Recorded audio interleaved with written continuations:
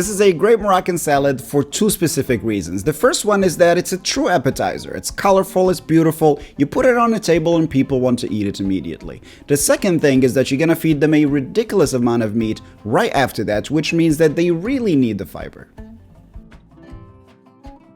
The best way to make the salad is to have a mise en place, which is French for prepare everything beforehand and put it on the table. Another important thing is that all the ingredients must be either cold or at room temperature. First, we need 450 grams or 1 pound of cubed, then boiled potatoes. Same amount of cubed and boiled beets. Just make sure that you boil them in salty water. Another 450 grams or 1 pound of shredded carrots.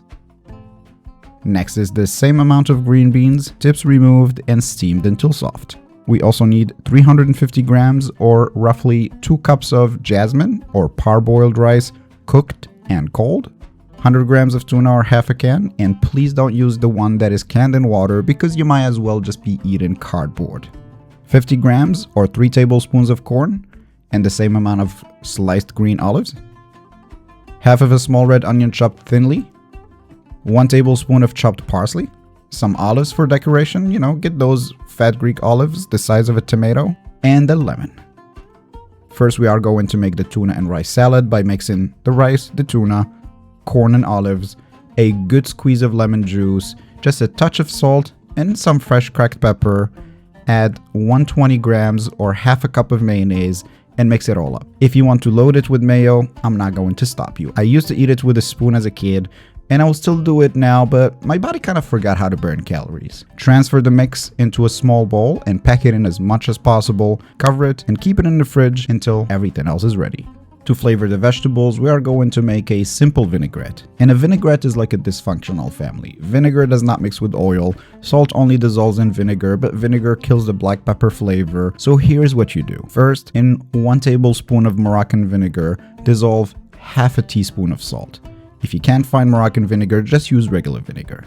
Next, add 1 tablespoon of vegetable oil, then 2 tablespoons of olive oil, and you are a true Moroccan when you pour your olive oil like you pour your Moroccan tea. Add 1/4 teaspoon of black pepper, and then give it a strong shake. And that's it. First, let's start with my favorite, the potatoes. In a bowl, mix the potatoes with a big pinch of red onions and half of the parsley. Add about 2/3 of the vinaigrette. Mix very well. And then try it. If you like the taste, it's good to go. If not, you can use a little bit more vinaigrette. Transfer it to a bowl and let it sit at room temperature until we are ready to plate. Well, you might be asking yourself, well, I don't have much vinaigrette left. And the answer is, make some more, but one small batch at a time. I highly recommend that you don't make a big batch because it doesn't mix very well and it doesn't taste good that way. We are going to do the same exact thing with the beets. And again, taste and adjust.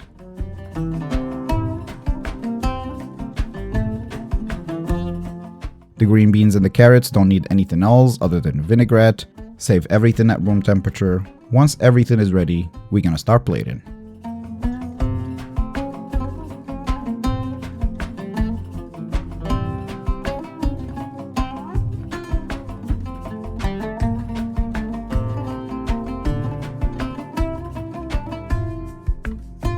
Now that we have everything, use a big plate or a tray, 14 or 15 washed leaves of romaine lettuce. Since our vegetables have plenty of vinaigrette, these leaves are gonna be flavorful and you can just eat them like a rabbit or a hamster. In the center of the plate, flip the rice and the tuna ball, then serve everything else.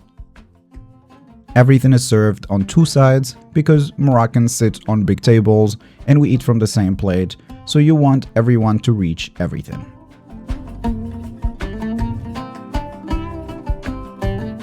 Decorate with olives and a slice of a lemon.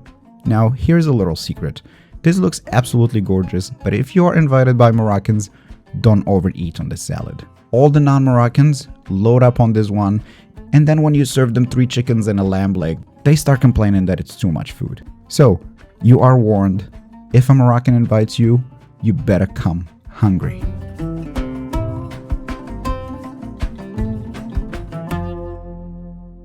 That was it for me today. Thank you for watching until the end. If you have any questions, leave them in the comment section. I'm always here. Kind of stick around the YouTubes. I'll see you next time or in another video. Take care.